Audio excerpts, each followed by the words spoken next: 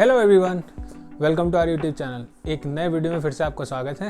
और आज हम बात करेंगे मेरे फेसबुक ऑनसाइट राउंड की प्रिपरेशन स्ट्रैटेजी के बारे में कि मैं कितना टाइम इन्वेस्ट करता था कोडिंग में, कितना टाइम मैं इन्वेस्ट करता था सिस्टम डिज़ाइन रिसोर्सेज में, किस तरीके के रिसोर्सेज मैं फॉलो करता था और मैं अपना टाइम मैनेजमेंट कैसे करता था जॉब के साथ में। और बीच बीच में मैं बहुत सारी टिप्स भी शेयर करूंगा जो आपके लिए नेक्स्ट इंटरव्यूज़ में काफ़ी हेल्पफुल हो सकती हैं। बस इस वीडियो को एंड तक देखते रहना। तो चलिए वीडियो स्टार्ट करते हैं। मोस्ट केसेस में आपके जो ऑनसाइट राउंड्स होंगे वो कंसेक्यूटिव डेज पे ही शेड्यूल होंगे, तो 2 राउंड्स के बीच में प्रिपेयर करना काफ़ी डिफिकल्ट होगा। तो आपको जितनी भी प्रिपरेशन करनी होगी वो ऑनसाइट राउंड्स के पहले ही करनी पड़ेगी। और मेजर कंपनीज में आप स्क्रीनिंग राउंड के बाद 2 से 3 वीक ईजिली ले सकते हो अपने ऑनसाइट राउंड्स के लिए। तो हम इस पूरी वीडियो में अज्यूम करेंगे कि हमारे पास ऑनसाइट राउंड की प्रिपरेशन के लिए 3 वीक्स तो एटलीस्ट होंगे। यूजुअली SD2 पोजीशन पर आपको 2 कोडिंग राउंड, 1 सिस्टम डिज़ाइन और 1 HM राउंड या फिर हायरिंग मैनेजर राउंड आपको देना पड़ता है। तो ऑन साइट से पहले आपका टाइम काफ़ी लिमिटेड होता है। उस टाइम पर आपका टाइम मैनेजमेंट काफ़ी इंपॉर्टेंट है। अगर आप अपना 40 to 45% कोडिंग को और 40 to 45% सिस्टम डिज़ाइन को और रिमेनिंग टाइम अगर आप अपने HM या फिर बिहेवियरल राउंड में इन्वेस्ट करते हो तो आप अपना प्रिपरेशन अच्छे से कर पाओगे। और यही सेम स्ट्रेटजी मैंने फॉलो करी थी। ऑफिस टाइम में प्रिपरेशन करना थोड़ा सा डिफिकल्ट होता है, तो आपको प्रिपरेशन के लिए ऑफिस टाइम के बाद थोड़ा सा टाइम निकालना पड़ेगा, क्योंकि मैं नहीं चाहता था कि मेरी प्रिपरेशन के टाइम पे ऑफिस में परफॉर्मेंस नीचे जाए। इसी वजह से मैं अपनी जो प्रिपरेशन थी वो ऑफिस टाइम के बाद ही करता था। तो अगर आप अपना टाइम ठीक से मैनेज करो तो वीकडेज में आप 3 से 3.5 घंटे ईजिली निकाल लोगे और वीकेंड्स पे आप 5 से 6 घंटे अपनी प्रिपरेशन के लिए निकाल पाओगे। कोडिंग राउंड के लिए तो जो मेरी प्रिपरेशन स्ट्रेटजी रहती थी कि मैं चाहता था कि मैं कंसिस्टेंट रहूँ। मैं मोस्टली अपनी जो प्रिपरेशन थी वो लीड कोड के थ्रू करता था और उसी टाइम पर मैंने 1 महीने का प्रीमियम सब्सक्रिप्शन ले रखा था। तो कोडिंग राउंड के लिए मेरा पहला सजेशन रहेगा कंसिस्टेंसी। आपको कंसिस्टेंट रहना पड़ेगा अपनी पूरे ड्यूरेशन में। मैं अपनी प्रिपरेशन मोस्टली लीड कोड के थ्रू ही करता था और अपने प्रिपरेशन के टाइम पे मैंने 1 महीने का लीड कोड प्रीमियम ले रखा था और हर दिन मैं ट्राई करता था कि 2 से 3 प्रॉब्लम्स में सॉल्व कर सकूं। इससे मैं हमेशा प्रैक्टिस में बना रहूँगा। मेरा एक्सपीरियंस कोडिंग में पहले से था, तो मुझे कॉमन क्वेश्चंस बनाने में उतना टाइम नहीं लगता था। जैसे कि आपका बाइनरी सर्च पे हो गया या 2 पॉइंटर्स हो गया या सॉर्टिंग हो गया, इन क्वेश्चंस को मैं ईजिली बना लेता था। तो मोस्टली मैं अपना टाइम इन्वेस्ट करता था नए क्वेश्चंस को सॉल्व करने में। सेकंड है कोडिंग स्पीड। जो कॉमन क्वेश्चंस होते हैं मैं उनको मल्टीपल टाइम्स लिखने की कोशिश करता था, जिससे मेरी स्पीड हमेशा मेंटेन्ड रहे। जैसे कि आपका क्विक सॉर्ट पे क्वेश्चंस हो गए, मैं उनको 3 से 4 मिनट में लिखने की कोशिश करता था। या फिर जो आपका बाइनरी सर्च पे बेस्ड क्वेश्चंस हो गए उनको मैं 3 से 4 मिनट में लिखने की कोशिश करता था, जिससे मेरी स्पीड हमेशा मेंटेन्ड रहे। नेक्स्ट है टाइम बॉक्स करके प्रॉब्लम को सॉल्व करना। मैं एक प्रॉब्लम को सॉल्व करने में बहुत ज़्यादा टाइम इन्वेस्ट नहीं करता था। अगर एक ईजी प्रॉब्लम है तो मैं उस पर 30 से 35 मिनट इन्वेस्ट करता था। अगर उस टाइम में सॉल्व हो जाता था तो ठीक है, अदरवाइज मैं उससे हिंट लेने की कोशिश करता था और उसके बाद सॉल्व करने की कोशिश करता था। अगर मीडियम प्रॉब्लम है तो नॉट मोर देन 45 मिनट्स, और अगर हार्ड प्रॉब्लम है तो 1 घंटे से ज़्यादा इन्वेस्ट करने की कोशिश नहीं करता था। और साथ में ये भी ट्रैक रखता था कि कंपनी ने पास में कितने हार्ड क्वेश्चंस, कितने मीडियम क्वेश्चंस पूछे हैं, उसी के अराउंड में अपने नंबर ऑफ क्वेश्चन सॉल्व करने की प्रैक्टिस करता था। नेक्स्ट है pick one platform. Onsite preparation strategy के लिए आपको बहुत ज़रूरी है कि एक प्लेटफॉर्म पिक करो जिस पर आप अपनी प्रैक्टिस करोगे। जैसे कि लीड कोड, अगर आप कॉन्स्टेंटली अपना प्रैक्टिस प्लेटफॉर्म चेंज करते रहोगे तो आप अपनी जो प्रोग्रेस है उसको सही से ट्रैक नहीं कर पाओगे। तो अगर आपको अपनी प्रोग्रेस को ठीक से ट्रैक करना है तो आपको हमेशा एक ही प्लेटफॉर्म पिक करना पड़ेगा जिस पे आप कॉन्स्टेंटली प्रैक्टिस करोगे। नेक्स्ट है सेम प्रॉब्लम को डिफरेंट अप्रोचेस से सॉल्व करना। मैं अपने टाइम पे एक प्रॉब्लम को मल्टीपल अप्रोचेस से सॉल्व करने की कोशिश करता था। इससे आपकी जो प्रॉब्लम सॉल्विंग स्किल्स हैं वो इम्प्रूव होती हैं और आप बहुत सारी नई टेक्निक्स भी सीख जाते हो जो आपको लॉन्ग रन में काफ़ी हेल्प करती हैं। नेक्स्ट है मॉक इंटरव्यूज़। मॉक इंटरव्यूज़ काफ़ी इंपॉर्टेंट है, क्योंकि मॉक इंटरव्यूज़ में आप अपनी अप्रोचेस एक्सप्लेन करते हो और कोड लिखने की कोशिश करते हो 3 से 4 मिनट में। ये आपको एक्चुअल इंटरव्यूज़ में काफ़ी हेल्प करता है। और मॉक इंटरव्यूज़ आपको हेल्प करते हैं एक इन्वायरमेंट देने में, कि जब आप एक्चुअल इंटरव्यू में जाके बैठो तो आप वहाँ पे जाके डर ना जाओ या वहाँ पे जाके आप बहुत ज़्यादा नर्वस ना हो जाओ। तो वो इन्वायरमेंट आपको मॉक इंटरव्यू से पहले मिल जाता है। इससे होता है कि आपकी प्रैक्टिस हो जाती है ओवर द टाइम। अगर आप कॉन्स्टेंटली मॉक इंटरव्यूज देते रहते हो तो आप वहाँ पे जाके एकदम से सरप्राइज नहीं होते।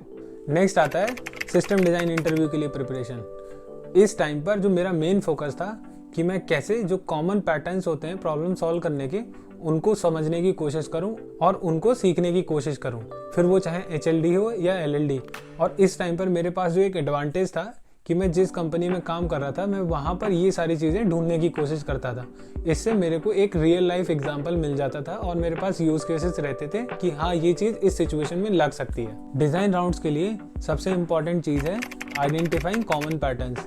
अगर आप कॉमन पैटर्न्स को आइडेंटिफाई कर लेते हो और अपने प्रैक्टिस में ले आते हो कि आप कैसे यूज़ करते हो इन कॉमन पैटर्न्स को, तो ये आपके लिए काफ़ी हेल्पफुल हो सकता है। जैसे HLD में आप कॉमन पैटर्न देखोगे कि कैशिंग आप यूज़ करते हो, लोड बैलेंसिंग आप यूज़ करते हो, मैसेज क्यूज़ यूज़ करते हो, या फिर आपका rate limiting, SQL, no SQL, consistent hashing. अगर इन चीज़ों को आप अच्छे से समझ लेते हो तो ये आपको ओवरऑल काफ़ी हेल्प करते हैं किसी सिस्टम को समझने में। और ओवर द टाइम आप देखोगे कि आपको इन कॉमन पैटर्न्स की हेल्प से बहुत सारी चीज़ें समझ में आएंगी कि आपको सिस्टम अपना कैसे स्केल करना है, या फिर कौन सी नेटवर्क प्रोटोकॉल यूज़ करनी है, या फिर आपको कौन सा DB यूज़ करना है किस सिचुएशन में, या आप अपना सिस्टम को स्केल कैसे करोगे मिलियंस ऑफ यूजर्स के लिए। तो ये जो कॉमन पैटर्न्स है ये आपको बहुत ज़्यादा हेल्प करते हैं रियल सिस्टम्स को समझने में। नेक्स्ट है ट्रेड ऑफ। अगर आप किसी प्रॉब्लम को सॉल्व करने के लिए कोई एक एक्सटर्नल सिस्टम चूज कर रहे हो तो आपके पास वैलिड रीजन होना चाहिए कि आप उस सिस्टम को क्यों चूज कर रहे हो। इसका एक एग्जांपल हो सकता है कि किसी प्रॉब्लम को सॉल्व करने के लिए आपको RDBMS चूज करना है, उसके लिए आपको स्ट्रॉन्ग कंसिस्टेंसी चाहिए, या फिर आपको ट्रांजैक्शन सपोर्ट चाहिए, या फिर जो आपका डेटा है वो डेटा काफ़ी स्ट्रक्चर्ड है। तो अगर आपको ये सारी चीज़ें दिखती हैं, उस केस में आप रिलेशनल डेटाबेसेस यूज़ कर सकते हो। तो उस टाइम पर आपके पास स्ट्रॉन्ग रीजंस होने चाहिए कि आपने एक सिस्टम क्यों चूज़ किया और दूसरे सिस्टम को डिस्कार्ड क्यों किया। अगर आप अपनी हाइपोथेसिस के थ्रू ये चीज़ें एक्सप्लेन कर देते हो तो ये आपके लिए काफ़ी बेनिफिशियल हो सकता है। तो मैंने अपनी प्रिपरेशन के टाइम पे जो कॉमन पैटर्न्स होते हैं उन पैटर्न्स को पिक किया था और उनको एक जगह पर लिख के रख लिया था कि अगर कोई सिस्टम यूज़ करना है तो उसके पीछे रीजंस क्या होने चाहिए। ये चीज़ें आपको काफ़ी हेल्प करती हैं ओवर द टाइम। अगर आप ये चीज़ें एक जगह कलेक्ट कर लेते हो तो आपको बहुत ज़्यादा एफर्ट मारने की ज़रूरत नहीं पड़ती है इंटरव्यू से पहले। नेक्स्ट है प्रॉब्लम्स को सॉल्व करने का अपना एक फ्रेमवर्क बना लो। किसी भी प्रॉब्लम को सॉल्व करने के लिए आपके पास एक कंसिस्टेंट फ्रेमवर्क का होना बहुत ज़रूरी है, क्योंकि आपको इंटरव्यू के दौरान बहुत सारी चीज़ें बोलनी होती हैं। अगर आप एक चीज़ पर ज़्यादा फोकस कर देते हो और दूसरी चीज़ को स्किप कर देते हो तो ये आपके लिए एक नेगेटिव फीडबैक देता है। तो इसी वजह से मैं अपने टाइम पर एक फ्रेमवर्क बना के रखता था कि किस फ्रेमवर्क के थ्रू मैं प्रॉब्लम्स को सॉल्व करने की कोशिश करूँगा, जिससे कि मैं किसी एक चीज़ पर ज़्यादा टाइम इन्वेस्ट ना करूँ और साथ ही मैं उस चीज़ को स्किप ना कर दूँ। तो ये चीज़ मुझे हेल्प करती थी कि मुझे कितना डिस्कशन करना है किसी टॉपिक पर और कब उस डिस्कशन को क्लोज करना है। नेक्स्ट चीज़ है कम्युनिकेट योर थॉट प्रोसेस। ये बहुत ही इंपॉर्टेंट है और कैंडिडेट इसको बहुत इजीली भूल जाते हैं। जब आप डिज़ाइन राउंड में प्रॉब्लम सॉल्व कर रहे होते हो तो उस लिमिटेड टाइम में आप पूरी प्रॉब्लम को सॉल्व नहीं कर सकते। तो हमेशा आपको अपने इंटरव्यूअर के साथ में एक डिस्कशन बनाए रखना है। आप और आपका इंटरव्यूअर उस टाइम पे उस प्रॉब्लम को सॉल्व करने की कोशिश कर रहे हैं। इस चीज़ को कैंडिडेट्स बहुत इजीली भूल जाते हैं। उस इंटरव्यू में इंटरव्यूअर बैठा है आपकी हेल्प करने के लिए। अगर आप अपनी थॉट प्रोसेस को अपने इंटरव्यूअर के साथ में कम्युनिकेट करते रहोगे कॉन्स्टेंटली, तो उससे आपके इंटरव्यूअर को हमेशा पता रहेगा कि आप क्या सोच रहे हो क्या नहीं। अगर आप किसी गलत पाथ पे जाते हो तो वो आपको डेफिनेटली हेल्प कर सकता है कि आप उस गलत पाथ पे ना जाओ, जिससे कि आप और आपका इंटरव्यूअर सही डायरेक्शन में अपना टाइम स्पेंड कर पाएं। और हमेशा याद रखो कि ये जो डिज़ाइन राउंड्स होते हैं ये एक डिस्कशन होते हैं आपके और आपके इंटरव्यूअर के बीच में। जितना आप उससे कोलैबोरेट करोगे उतना ही आप प्रॉब्लम के एंड तक पहुंचने की कोशिश कर रहे होगे। नेक्स्ट है आर्टिकुलेट योरसेल्फ। डिज़ाइन राउंड्स में आपका आर्टिकुलेट होना बहुत ज़रूरी है। आप जो बोलना चाह रहे हो वही चीज़ इंटरव्यूअर तक पहुंचनी भी चाहिए। अगर आप जो बोल रहे हो वो आपको ही ढंग से समझ नहीं आ रहा है तो इंटरव्यूअर उस चीज़ को कैसे समझेगा। तो अपने स्टेटमेंट्स को आर्टिकुलेट करने की कोशिश करो। ये आपके इंटरव्यूअर को हेल्प करेगा आपको फॉलो करने में। चूँकि जो इंटरव्यू का टाइम है वो काफ़ी लिमिटेड है, तो आप अपना टाइम इन चीज़ों पर इन्वेस्ट नहीं कर सकते ज़्यादा, जहाँ पर आपका इंटरव्यूअर आपसे सेम चीज़ मल्टीपल टाइम पूछ रहा है। और नेक्स्ट चीज़ है कि जो मार्केट में बहुत सारे सिस्टम्स हैं उनको समझने की कोशिश करो, इंजीनियरिंग ब्लॉक्स को फॉलो करने की कोशिश करो। उससे अभी किसी पर्टिकुलर प्रॉब्लम को सॉल्व करने का जो कॉमन पैटर्न है वो आपको इजीली पता चल जाएगा। जैसे आप पढ़ सकते हो कि यूट्यूब आपको कैसे डिज़ाइन करना है, या फिर गूगल सर्च आप कैसे बिल्ड करोगे, या फिर आपको एक फाइल शेयरिंग सिस्टम बनाना है तो आप वो कैसे बनाओगे। अगर इन चीज़ों के बारे में आप थोड़ा थोड़ा पढ़ते रहोगे तो आपको एक एक्सपीरियंस रहेगा कि किस तरीके के सिस्टम में किस तरीके की टेक्नोलॉजी लगानी है, या फिर आपको पता रहेगा कि किस तरीके से उस प्रॉब्लम को सॉल्व करना है। अगर आपको बहुत एक नई भी प्रॉब्लम मिल जाती है फिर भी आप उसको ईजिली सॉल्व कर पाओगे।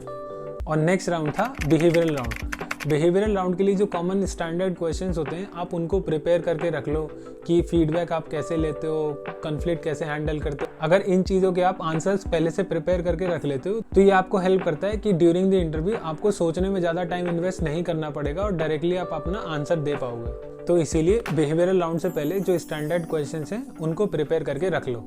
नेक्स्ट है अपनी स्टोरीज बना के रख लो इंटरव्यू से पहले, क्योंकि आपको कुछ क्वेश्चंस का आंसर करने के लिए स्टोरीज की ज़रूरत पड़ती है और जितने ज़्यादा आप एक्सपीरियंस होते जाते हो उतना ही आपको ये चीज़ों की काफ़ी ज़रूरत पड़ती है। जैसे एक एग्जांपल हो सकता है कि आपको अपने वर्क प्लेस में किसी कलीग के साथ में काम करने में काफ़ी हार्ड टाइम फेस करना पड़ा था या नहीं, तो उस चीज़ का आप आंसर पहले से प्रिपेयर करके रख सकते हो जिससे कि आपको ड्यूरिंग द इंटरव्यू ये सब चीज़ें क्रिएट करने की ज़रूरत ना पड़े। मैं अपने टाइम पे अपनी जो स्टोरीज होती थी वो इंटरव्यू से पहले बना के रख लेता था जिससे कि मुझे इंटरव्यू के बीच में ये सब सोचने की ज़रूरत ना पड़े। और अगर इंटरव्यूअर कोई नया क्वेश्चन पूछ लेता है ड्यूरिंग द इंटरव्यू तो मैं नए क्वेश्चन को सोचने में ज़्यादा टाइम इन्वेस्ट कर पाऊंगा, ना कि जो क्वेश्चंस मैं ऑलरेडी प्रिपेयर कर सकता था उनमें। और बिहेवियरल राउंड के लिए मैं एक यूट्यूब चैनल था द इंटरव्यू सेज, उसको काफ़ी फॉलो करता था इन सब तरीके के क्वेश्चंस को प्रिपेयर करने के लिए, क्योंकि वो आपको काफ़ी हेल्प करता है कि आपको क्वेश्चंस को कैसे अटेम्प्ट करना चाहिए और किस तरीके से इन क्वेश्चंस का आंसर करने की कोशिश करनी चाहिए। तो इन अ वे वो आपको एक फ्रेमवर्क बताने की कोशिश करता है रादर कि आपको एक आंसर सिखाए वो। नेक्स्ट है स्टार मेथड। बिहेवियरल राउंड में क्वेश्चंस का आंसर करने के लिए आप एक फ्रेमवर्क यूज कर सकते हो जो कि है स्टार मेथड, जहां पर आप किसी एक सिचुएशन को एक्सप्लेन करोगे, आपका प्लान ऑफ एक्शन क्या था और उस चीज का आउटकम क्या था। इससे आपको हमेशा एक डायरेक्शन रहेगा कि आपको क्या बोलना है और उसके बाद में फाइनल आउटकम भी आप बता सकते हो। उस चीज से हेल्प होती है इंटरव्यूअर को कि वो आपको फॉलो कर सकता है कि आप कब किस सिचुएशन में क्या चीज एक्सप्लेन कर रहे हो। तो ये भी आपको काफी हेल्प करता है अगर आप अपनी स्टोरीज को स्टार मेथड के थ्रू एक्सप्लेन करने की कोशिश करते हो। तो आज की वीडियो के लिए बस इतना ही। इस वीडियो में मैंने जितनी भी चीजें डिस्कस करी हैं और जो भी रिसोर्सेज मैंने फॉलो किए थे उनको मैं डिस्क्रिप्शन में ऐड कर दूंगा जिससे कि आप उनको रेफर कर पाओ। अगर आप इस चैनल पर पहली बार आए हो तो प्लीज हमारे इस चैनल को सब्सक्राइब कर लीजिए, क्योंकि मैं इस तरीके का कंटेंट इस चैनल पर रेगुलरली पोस्ट करता रहता हूँ। तो चलिए फिर मिलते हैं नेक्स्ट वीडियो में, तब तक के लिए